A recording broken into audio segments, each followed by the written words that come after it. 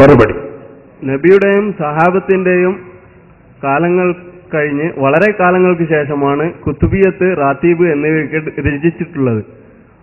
അപ്പോൾ അത് ബിദ്അത്തല്ലേ? ആ ചോദ്യത്തിന് കേട്ടാൽ ഫസ്റ്റ് തോന്നിപ്പോകും ബുഖാരിയും മുസ്ലിമൊക്കെ നബി തങ്ങളെ കാലത്തുള്ളതാണ് എന്ന് തോന്നിപ്പോകും. അങ്ങനെയല്ല.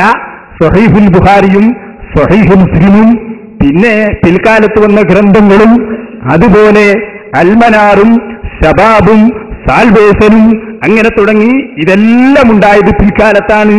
പിൽക്കാലത്ത് ഉണ്ടായി എന്നത് ഒരു കാര്യം തള്ളപ്പെടാനുള്ള മാനദണ്ഡം അല്ല.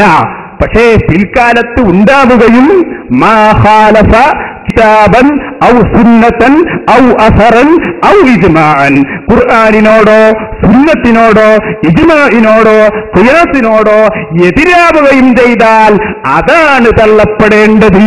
ഇമാം ശാഫിഈ റളിയല്ലാഹു അൻഹു പറഞ്ഞു, ഇമാം ഇബ്നു ഹജറുൽ അസ്ഖലാനി കുല്ലു ബിദ്അത്തിൻ ദലാല, എല്ലാ ബിദ്അത്തും ദലാലത്താണെന്ന് പറഞ്ഞതിന്റെ വ്യാഖ്യാനത്തിൽ തന്റെ സ്വഹീഹുൽ ബുഖാരിയുടെ വ്യാഖ്യാന ഗ്രന്ഥമായ ഫത്ഹുൽ ബാരിയിൽ അത് രേഖപ്പെടുത്തുകയും ചെയ്തു. അവ പറയുന്നത് ചോദ്യകർത്താക്കൾ നിർബന്ധമായും മറുപടി ശ്രദ്ധിച്ചിരിക്കണം.